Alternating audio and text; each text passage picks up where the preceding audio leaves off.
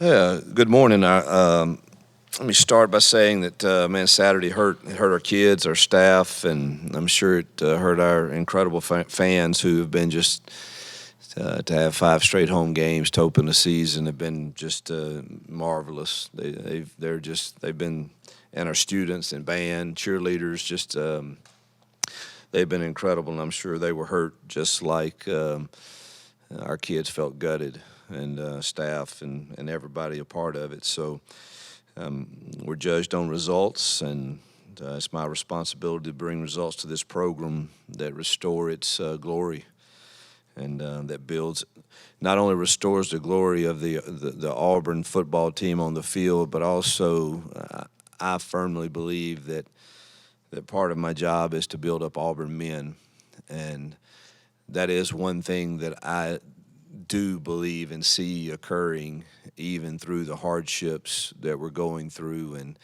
it's something that we take very seriously. And when you talk to them, I feel like we're accomplishing good things there. Now, obviously, we want to add to not only building up men first, but returning the glory to Auburn football.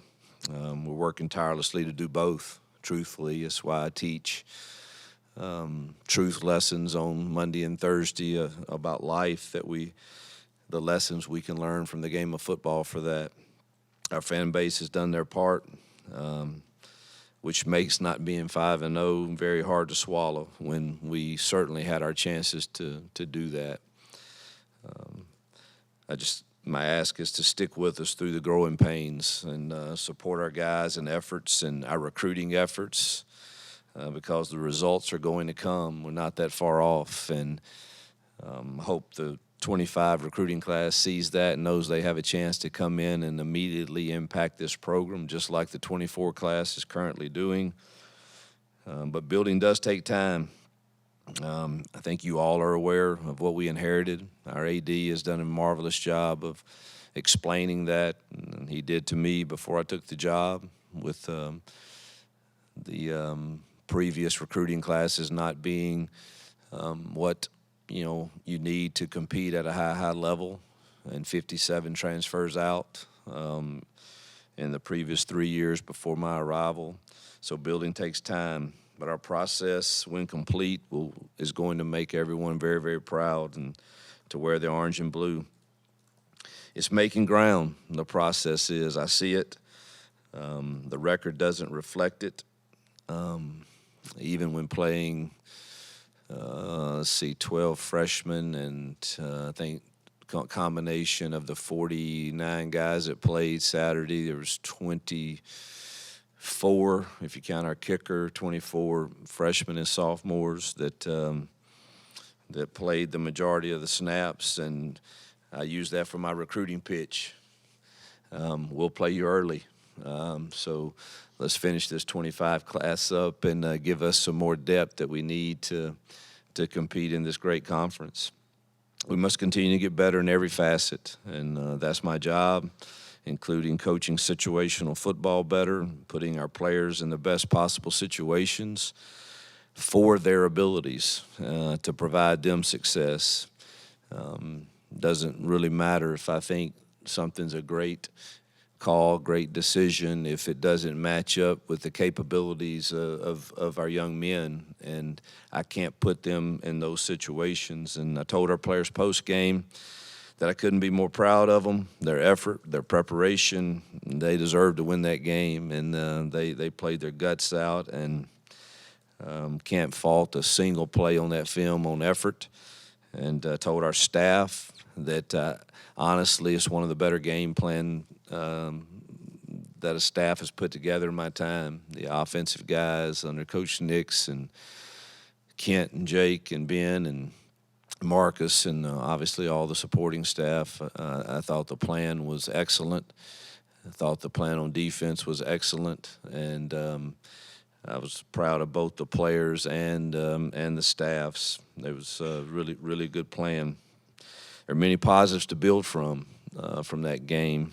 If you look at 90% of the plays, there's a lot of really, really good things that I hope can carry over as we get ready for a top-ranked team in Georgia. We certainly can't let the hurt and the sting of losing a game that you feel like you should have won tarry too long, because we've got some very tough task facing us coming up with two top 10 teams on the road. Be our first October's a road challenge for us. We haven't experienced that yet, and again, as we mentioned earlier, we're playing about 50% of our guys are young guys, and they haven't experienced what we're getting ready to experience. So that's going to be a challenge for us, but one that we're looking forward to and be excited to do. Some great positives from Saturday. I mean, DeMarcus Riddick led us in tackles. True freshmen Simmons and Coleman combined for almost 150 yards receiving. Offense had 26 first downs, I believe, and almost 500 yards of offense. And defense held them to 290 yards and 2 for 11 on third downs, which is a huge improvement from the previous weeks on our third down work. And man, it's just it's frustrating to sit here and tell you all that and to know what the results are. That's the complicated thing of taking ownership of that and still pointing out the positives. Whether it's that, I mean, offensively we're number 3 in the conference for fewest penalties. We're number 5 in the conference for passing. We're number 1 in the conference for explosive pass plays per completion. We're number 5 in total offense, or maybe that's 8 total offense, and 5 in yards per carry.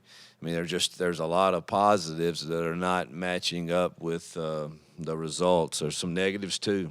We're 16th in the conference in time of possession. We're 16th in turnover margin, and that's the things that have really cost us. We lost the 3 games we've lost by an average of 7.7 points, 7.7 points, and in those games have had 11 turnovers. And so there's a lot of positives to build upon, and extremely proud of the effort that our kids and staff gave to prepare for a really good football team in Oklahoma, particularly defensively. They're one of the best, and now we and thankful again for our wonderful fans and their support. And now we got to get ready for a very difficult Georgia team who's loaded with talent and experience and maturity, and obviously well coached, and great respect for Kirby, the job he's done, and the classes that he's stacked there make them one of the nation's elite.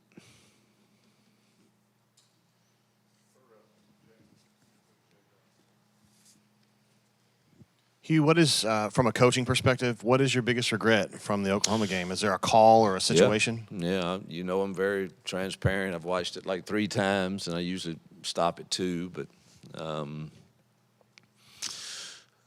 right, let's start first half. Easily could have been 24-7 at half. We get down inside I guess to the 1 or 2. Had 2 shots from there and went with a package that we've been working for several weeks, and truthfully regret not giving it to Jarquez down there at least once.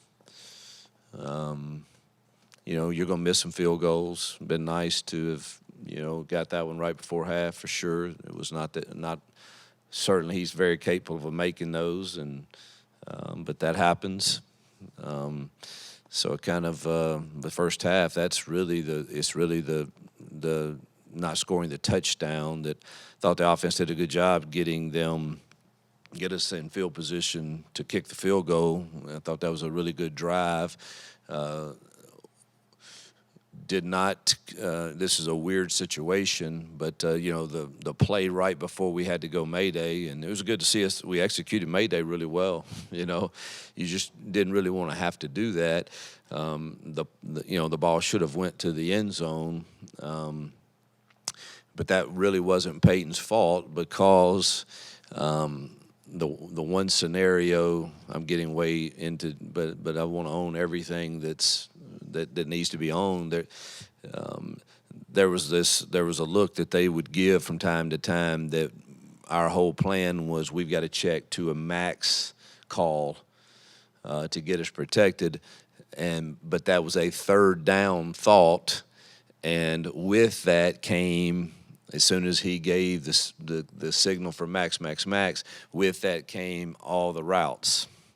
And so the call I had made to take the shot to the end zone, when he had to go max, it reverted to the third down routes in normal scenario, which wasn't terrible because we were prepared for Mayday, and you got to go out there and make those. But there's so many things that dang happen in a game. Then you're like, oh my gosh, we had a great plan for that on third down, but we didn't talk about it being third down with one play to go, and so you learn from that.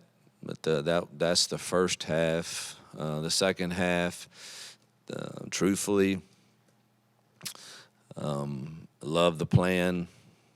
Thought it was effective. The 2 3rd and 4s, ones in the third quarter where we missed another field goal. Wish we had a sack that pushed us back a little bit on that 3rd and 4. Wish I would have just played it like 2-down territory and maybe ran it and see if I could have got it to 4th and 1. And then obviously the 3rd and 4 interception for a touchdown. In hindsight, wish I would have just controlled it and ran it and punted it. That's what the film says, and that's some of that second hindsight. And Peyton's mature, but sometimes I probably just need to, you would like to, the conversation on the helmet stuff is good, and it really worked well for us for most of the game. You wish you would just throw that away or take the sack and we punt it. But again, in hindsight, just let me control it and let's run the ball and then punt it and see if we can't play defense. Yeah, is this on? Yeah. You talked about DeMarcus and Malik and Jalen Crawford a little bit. Can you talk about their experience and their impact that they had on the game? Yeah, well, they have no experience, and that's I'm talking about in the game. Oh, I mean, it's nothing like playing in a game. I mean, you start to see, and again, without being negative toward any other players or anything, but you start to see that we're recruiting kids that can make a difference, that can run and that can tackle. I mean, we hadn't run a quarterback down that scrambled in a while, and here goes Riddick in the game, and he doesn't know half of what to do really with every call right now. But when you're an athlete, and the guy just he runs a very, very fast quarterback down on several occasions, and that's the type of recruiting we've got to have, and that we are doing. And going to add to us hopefully very soon. So, I thought Jalen Crawford played solid also, and Blockton's playing a ton of snaps, and of course all the receivers, and we're playing a lot of young kids for sure, and proud to see them kind of start having some successes. And T. Love got in the game and did some good things, and that's good to see. And but we're playing a lot of freshmen and sophomores, but good to see them get those experiences in the game. Hugh, you've talked a lot about how you like to see your offense when they have 5, 6, 7 yards per rush, and Jarquez was averaging almost 6 on Saturday. And it seems a lot of the offensive play calls are the RPOs or options and letting Peyton make that decision. Is there a hesitancy to just call straight run plays, or kind of what's your mindset on that when you have Jarquez who is running it so well? Yeah, that's a balancing act. There were a lot of runs where we did. It was handoff all the way. Others, we still believe in giving the option because you can't. This league is. That team we played against don't give up many rushing yards. You go look, and they are loaded with NFL guys. Those safeties and linebackers and ends are NFL dudes. And I mean, there's one run play we have with there's automatic give, and that number 2. Good God, he's one of the best I've seen in a long, long time. I mean, he makes the tackle on Jarquez for a 1-yard gain, and he's lined up 14 yards deep. I mean, he's pretty dang good. So there's a balancing act. You can do that, but then everybody's going to yell and scream when you do that, and they have too many guys that you have nobody to block him. And so you've got to, I think it's a balancing act for sure, but we definitely want 27 to get his share of touches.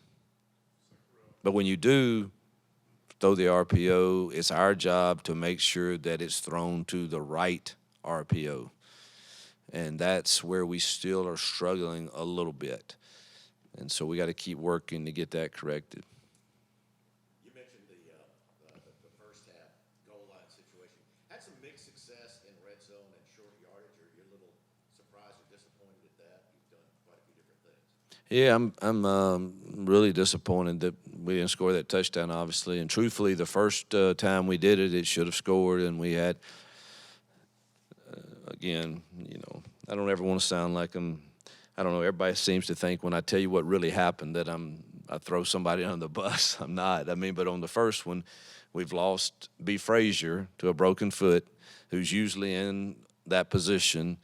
And we had to sub in for him somebody that's an old lineman that doesn't get all those looks a tight end gets. And they gave us a squirrely look, and he did not go to the right spot, and thus it ate up 2 of our pullers. And if we could have got those 2 pullers around, I think we walk in. But that's on us as coaches to when you lose somebody, it's next man up, and you got to get them ready. And we obviously didn't have one guy ready for that play, and so that's frustrating when you watch that. And the play, not the last one or not that one, the play before that. They had a really good call on, but if we totally understood, again, back to coaching, if we totally understood every single look, I think we walk in on that one too. But it's hard, man, to show because they're game planning too. And it's hard to show every single look, but when you look at the tape and you say the facts are, if we had covered this look, it is a really good call and it's going to score. And when you look back at the practice tape, we never showed them that particular look. Obviously, we show them as many as we think we can, but so we've got to just continue to hopefully we get the right looks taught to our kids so that we can execute those short yardage plays. Coach, outside of the interception in the fourth quarter, Peyton had a very good day statistically. He was 6 of 7 on passes of 20 yards or more down the field. Can you talk about the day he had, what he was seeing, and whether this performance cements in your mind your decision to give him the job to start the season? I couldn't be I told him after the game, man, I thought not just him, but I thought he laid it on the line for our kids, for our team, for our program. I mean, he sacrificed his body. He gave himself up many times to get us first downs. I thought he did a really nice job of. We have an oh crap rule, and that means if my progression is not there pretty quick, then man, let's put our foot in the ground and let's go that way and put us in 2nd and 8.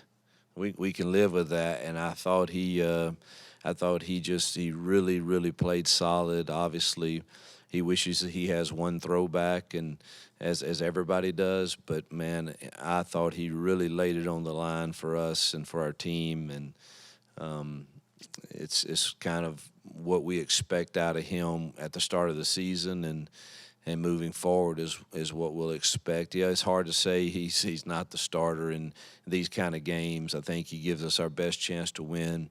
As long as he keeps taking care of the football like he did. Your players seem pretty devastated after that loss. You've got a very tough October in front of you. Do you and your staff have to do anything more this week to keep them from spiraling, keep them invested in your program? No, that's the media. I don't know. Media is into this spiraling and keep them together. And is that really? I mean, if that is a question about your team, and then you're probably not going to have a whole lot of success. But that, man, in life, you don't get the chance to spiral and then have success. And it's the same way in football. And that'll be my lesson today that I've had planned, obviously, since back in the summer is one that I think is perfect for our moment that I'm going to teach on and give some real life examples from myself and how at times in life you've got to draw the line on what am I really in this for, and what did I really sign up for, and what happens when you sign up for a job and it doesn't go the way you want. Do you spiral and I don't know. I mean, what's that? I don't think there's. I don't know. I guess we're just made there. There's not another option, man. We get an opportunity this week to go and play one of the top teams in the country, and with a young team that is building, and we see it as another great opportunity. Yeah, it's a tough October. It's going to be some great challenges, and we could certainly lose some games, and we could certainly win those games. But every week is a new life of its own every day, and you expect your staff and you expect your team, man, to be ready to go and fight again. And yeah, it hurts and it stings, but you're not the only one that's gotten a bad report. There's a lot of people in life today that gotten a bad report last week and had difficult times. And man, maybe we can be an example of during difficult times, and when everybody wants to tear you down or beat you up or praise you or either one, you still go to work and you'd still do the same thing with the same enthusiasm, the same passion, the same energy, because you love what you do and you love who you do it with, and most importantly, you love who you do it for. And we've got a great place to represent in doing that. So, we're not going to blink as a staff, and I don't expect our kids to either. Hugh, you mentioned this game plan defensively against Oklahoma you thought was well executed. You said last week you thought they played hard against Arkansas. How much do you lean on that group as being a constant as they've been kind of so far this season? Yeah, they've other than third and longs, they've been really, really constant and containing the quarterback with rush lanes. So you take this game, the improvement is you can't argue the improvement on containing rush lanes and the third down defense. I thought our kids and our staff did a marvelous job. It comes down to the few plays we described earlier when you asked me about that, and then defensively it comes down to the explosive pass play that we gave up in the fourth quarter. That quarterback was going to have one or two, but I'm glad it came early, and then after that I thought our rush lanes contained him pretty well. The big explosive play there, later in the game was one that really hurt us. And but outside of that, man, I thought our defense played phenomenal.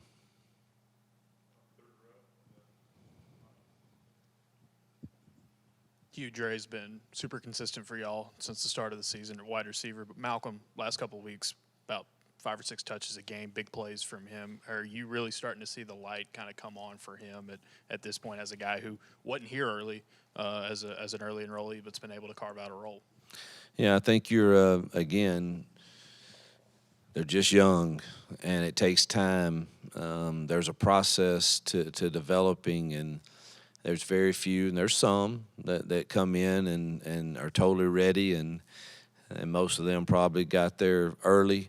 But you're starting to see him start to understand a few more things. He's still got things to learn. Like we threw him two bubble screens, and for 18 years now, he's up in Alexander City. He's taken that and just outrun everybody to the sideline and been able to do it. And here it's not quite that way, but he's going to learn that man, if he puts his foot in the ground on a couple of those are like 10-yard gains. And so there's still things he's learning. The great thing is he's so fun to coach, man. He wants to be coached, and he loves to play the game. And so you're starting to see Perry had a great week of practice. We got to get him in more games. And, I thought all of those, DeMarcus Riddick. I mean, we could go on because we're so young. And, of course, Cam's coming on too and starting to get healthy again. And it's good to see all those young kids have success. Coach, you mentioned in your opening statement about what you and your staff have inherited here. In year 2, was the roster so barren and was the previous regime's job so poor in recruiting that fans shouldn't expect more than a 2-3 start when you have 5 home games to begin the year? Yeah, I won't comment on what happened before I was here. The roster was what it was. Everybody can make their own determination on that, on how many people left and the recruiting rankings and what was brought in. So you can look at that and make your own determination. Should the fans expect more than a 2-3 start? Absolutely. I mean, we could easily, like I said in my opening statement, be sitting here being 5-0, but we didn't get it done. And we can point to the coaching errors, and we can point to the 11 turnovers and all of those things. It's a mixture, and it's our job to get it. We could point to our youth, but we've got like I said earlier, that we can sit here and talk about all those things, but we're a result-oriented profession, and those results didn't go our way, so there's no way that I can sit here and say that those 3 games weren't winnable.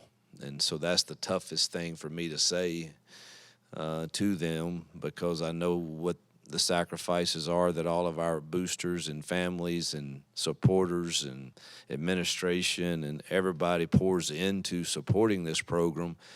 And when you don't deliver that's one thing to sit here and if I said, man, we just got our tails whipped and they were just better than us and deeper than us, and but I'm not taking anything away from those teams.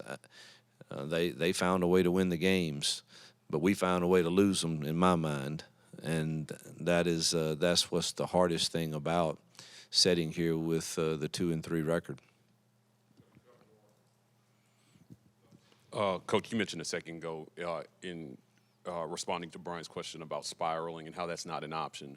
But you have some young guys on this team who haven't lost a lot of football in their high school careers, or now they're having to deal with losing 3 out of 4 weeks. What has your message been to them about staying in the right mental space? Welcome to life. If it hasn't hit you, if you never experienced that in high school, difficult gut punches and losses, just keep living. They'll come, and man, there's no other group I'd rather do this with and help teach you lessons through this time. And you see that we're not far off, and you're going to be a huge role in turning this program back around to being where it belongs. So, man, stay the course. You're talking about young guys. Cam chasing down a guy and then had a couple of good blocks. Glad you brought that up, man. I mean, what does that show guys, the effort that it takes sometimes? Well, the strain to win.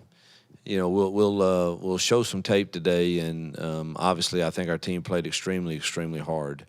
But there's still a few plays there that, man, if we strain a little harder to sustain a block a little longer, that run becomes 30 yards.